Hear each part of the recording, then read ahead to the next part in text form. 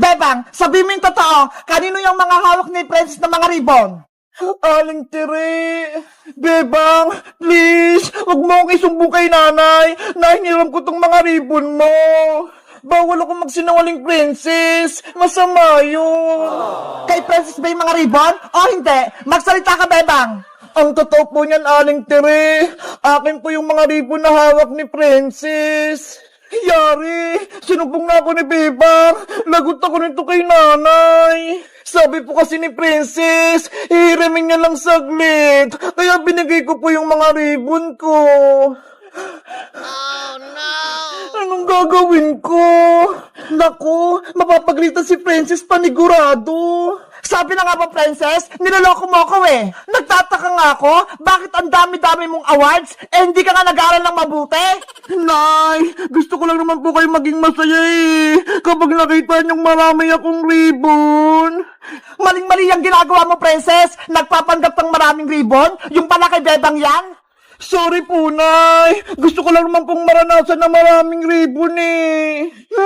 Naiinis na ako sa'yo, Princess, ha? Ibalik mo na kay Bebang mga medal niya, pati ang ribbon niya. Opo.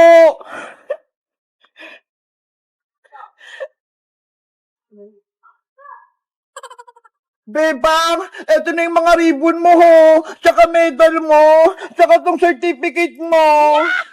Thank you, Princess. Binalik mo lahat to sa akin. Wow! Sana hindi mo ako sinumbong kay nanay para may pera kong 1,000. Hindi pwede, no?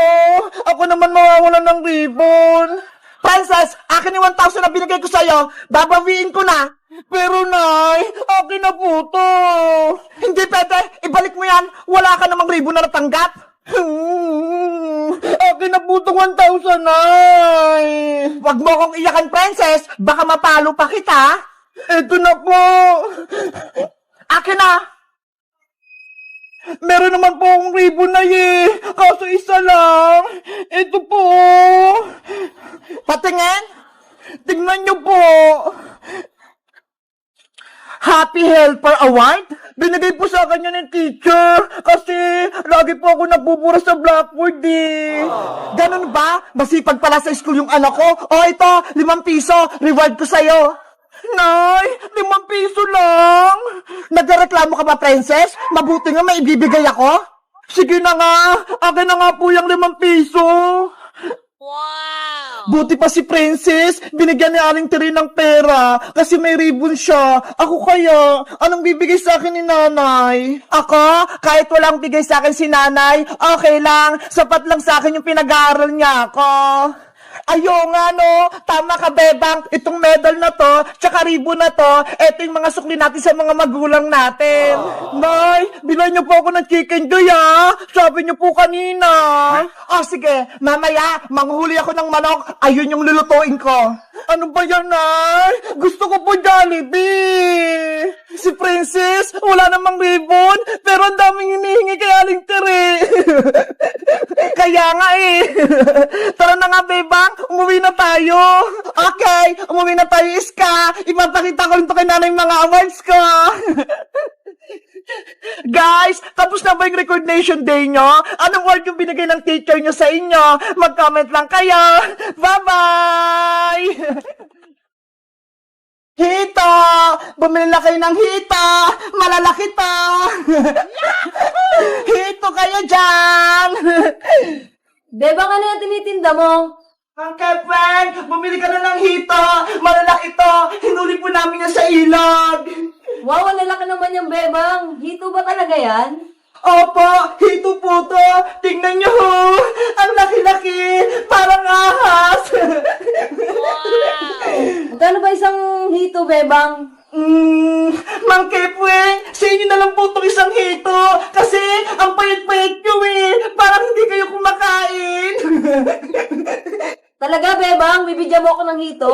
Opo, Mang Kepweng, bibigay ko po sa inyo itong isang hito. Pero may isang kondisyon, kapag naluto nyo to, bibigyan niya ako. Ano bang gusto mong luto, Bebang? Gusto ko po, lechong hito. Hala, wala naman lechong hito eh. Ay, oo nga pala. Inihaw pala na hito, Mang Kepwing. Lalo na kapag may kamatis. Masarap yun. O sige, Bebang, akin na yan isa. Ako na magluluto. Sige pa. Eto na ha. Yay! May mag-ihaw na ng hito. Tatawagin ko si Princess para mamaya kakain kami. Bebang! Nasaan ka na?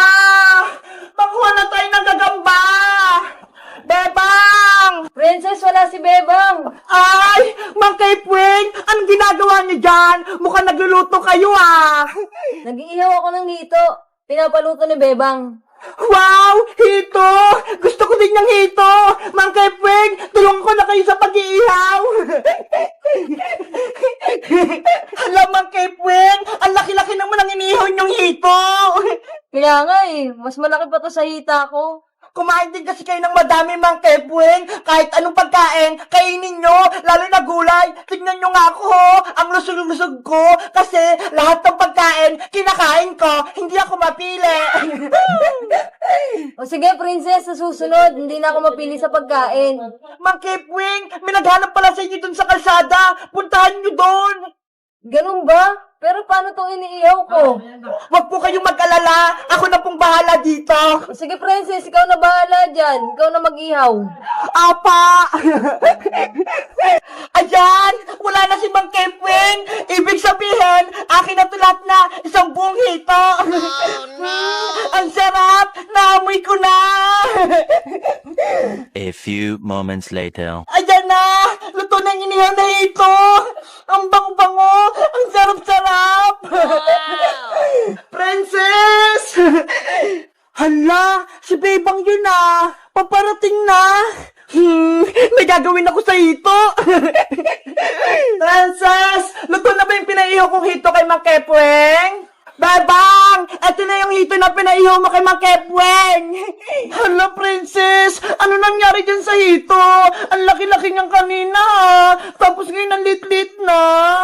Hala, Bebang! Ganito talaga to Maliit lang! Siguro, kinain mo na yung kalahati ng hito, Princess. Wala ka nang tinira. Mapagbintang ka naman, Bebang. Tinulungan ko na nga si Mang Kepwing mag-ihaw nitong hito mo Tapos, sinabihan mo pa akong kinain ko to. Ikaw talaga, Princess. Dapat, hindi ko nagbantay sa inihaw na hito Nabawasan tuloy. Sa'yo na nga. Nagtatampo na ako sa'yo. Anong makain ko dito? Ulo na lang na malaki, pati buntot yung natira. Tapos, bibigyan ko pa si Mang Kepwing. Pinagbintang pa ako ni Bebang kumain ng hito niya. Hindi naman masarap. Sarap! Hello guys! Nandito pa rin ako sa probinsya. Tignan nyo may hawak akong isda. Ang laki-laki. Alam nyo ba guys, kung anong tawag na isda dito?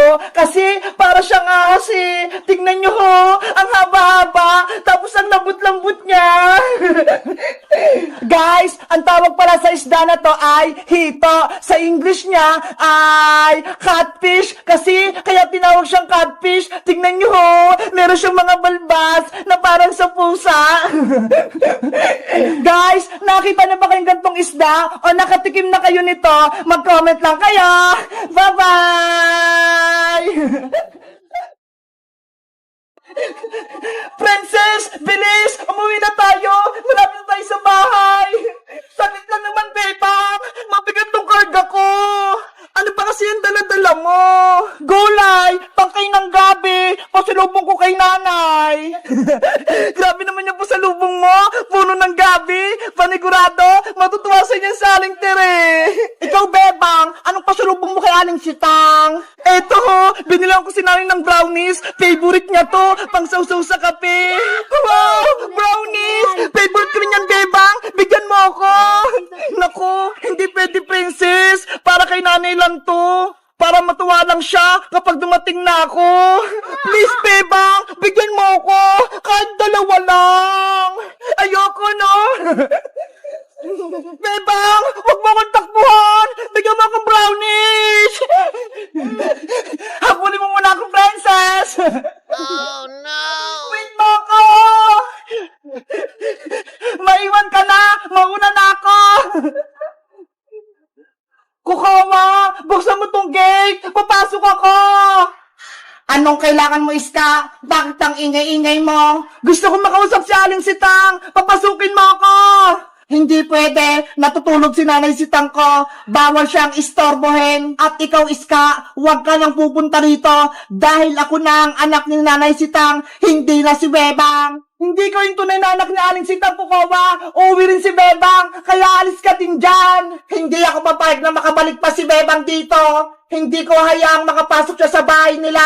Masama ka, Kukawa. Hindi ka maganda kaibigan ni Bebang. Umalis ka na dito, Iska. Kung ayaw mong gamitin ko yung laser ko sa'yo. Lagot ka kapag dumating si Bebang. Palalayasin ka niya.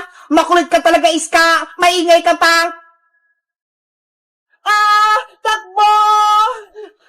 Ha ha ha ha ha. Ako na ang may-ari ng bahay. Hindi na si Bebang. Oh no! Bebang! Nasaan ka na ba? Umuwi ka na! Iska! Bebang! Sa wakas! Umuwi ka na rin! Oo! Kasama ko si Princess! Ayun na siya, ho! Nahuli! Bebang! Pengin na akong brownies! Ito na, Princess, ho! Kumuha ka na ng isa! Yay! Makain na ako! Ang talap! Bebang, saan ka ba galing? Hinahanap kita. Nagbakasyon kami sa probinsya, Iska. 10 araw kami dun ni Princess. Ganun ba? May masamang balita ko sa'yo, Bebang. May nangyayaring masama sa bahay nyo. Masamang balita? Ano yon? Huwag kang mabibigla. Si Kukawa Manika. Siya na yung bagong anak na Aling Sitang. Ano? Totoo ba yan, Iska? Baka nagbibiro ka lang. Oo, totoo yung sinasabi ko. Dahil sobrang miss ka na ni Aling Sitang, si Kukawa na lang muna yung ginawa niyang anak. Kawawa naman pala si nanay. Namimiss niya na ako. Si Kukawa, nagari-harian. Ayaw niya akong papasukin sa bahay niyo. Siya na daw yung may-ari. Grabe naman si Kukawa. Wala lang ako. Inangkin niya na yung bahay. Ay aba, pasaway naman niya si Kukawa. Agawan niya pa si Bebang. Bebang, kailangan mo nang umuwi sa inyo bago pa may magawang masama si Kukawa kay Aling Sitang. Tara na, umuwi na tayo. Samahan niyo ako. Iska, Princess. Princess, sumama ka na. Wait niyo ako. Kumakain pa ako.